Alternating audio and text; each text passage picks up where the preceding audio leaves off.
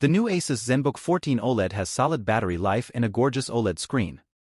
That said, it's not much faster than its predecessors even with the high-efficiency Intel Core Ultra processor. Intel just presented its new Meteor Lake processors, and the first laptops with the new circuits will soon be on sale. Luckily, I've had the opportunity to test one of them in advance.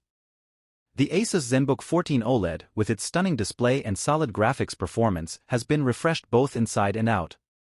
This new model is a thinner and lighter computer than the Asus Zenbook 14 OLED I tested last spring, as well as an updated model with the 13th generation Core processor that had the same design and almost the same weight of a little over 3 pounds. Now we get down to 1.5 centimeters thickness and a weight of between 2.64 and 2.82 pounds, depending on whether the model has a touchscreen or not. Mine has a touchscreen, but I can't say the extra grams bother me much.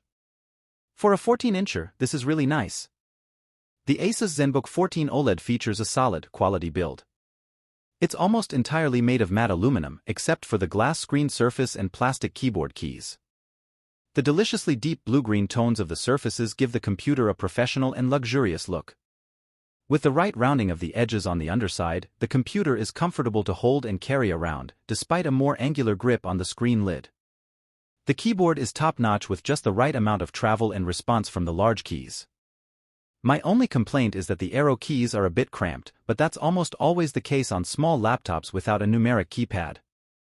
The mouse pad underneath has high precision and excellent direct response for pointing, swiping, and gesturing. It has a wide surface, but is not optimally high. A long press in the upper right corner of the mouse pad lights up a numeric keypad on the surface, and a press in the other corner lets you adjust its brightness. It's a viable alternative to a real numeric keypad on the side, especially if you've connected an external mouse. It's possible to use the mouse pad for mouse control and numeric keys at the same time, but this can sometimes cause confusion. On the sides you'll find a well-approved set of external connections for a thin laptop. Dual Thunderbolt 4 ports with USB-C connector, where you can connect power, external accessories and monitors. Then a separate USB-A with USB 3 speed, a 3.5mm headset jack, and a full-size HDMI 2.1 port. It won't be long before you run out of things to connect to unless you've got an external mouse with a USB-A connector. You may also have to invest in a USB-C docking station if you want to bring in more gadgets. You connect to the network wirelessly with Wi-Fi 6E or simpler. We're still waiting for Wi-Fi 7 laptops, and I had the hope that it would come with this generation of Intel's processors, but it will take a little longer.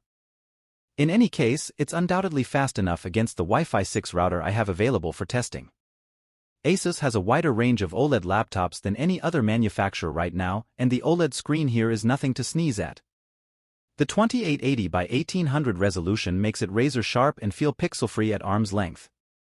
The contrast is, of course, 100%, and you get high brightness of up to 400 candelas per square meter in type brightness and up to 550 candelas per square meter in HDR mode.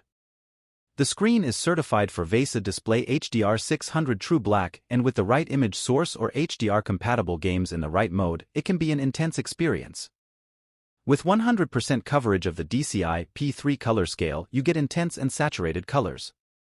You have 4 predefined color profiles to choose from: sRGB, PCI, P3, Display P3, and Native, which seems to produce deeper blues.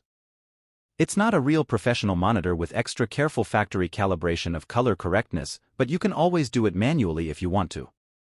The 120 Hz frame rate gives a nice flow to interfaces as well as scrolling web pages and documents.